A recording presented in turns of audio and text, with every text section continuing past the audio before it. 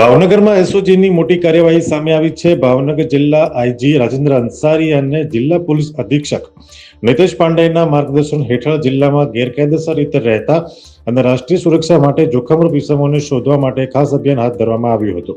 આ કામગીરી અંતર્ગત એસઓજી પીઆઈની ટીમે હ્યુમન રિસોર્સ અને ટેકનિકલ એનાલિસિસના આધારે અલગ અલગ વિસ્તારોમાં સર્ચ ઓપરેશન ચલાવ્યું હતું, જે દરમિયાન બોરતળાવ વિસ્તારમાંથી 5 શંકાસ્પદ મહિલાઓને ઝડપી પાડવામાં આવી છે। પોલીસ તપાસ દરમિયાન મહિલાઓ પાસેથી બાંગ્લાદેશી દસ્તાવેજો અને મોબાઈલ નંબર મળી આવ્યા હતા। પાસપોર્ટ અને વિઝા અંગે પૂછપરછ કરતા મહિલાઓએ પોતે બાંગ્લાદેશી નાગરિક હોવાની તેમજ ગેરકાયદેસર રીતે ભારતમાં પ્રવેશ કર્યો હોવાની કબૂલાત કરી હતી। આ મામલે પોલીસે તમામ આરોપીઓની સામે કાયદેસરની કાર્યવાહી હાથ ધરી છે। અહેવાલ ફિરોઝ મલેક, ભાવનગર।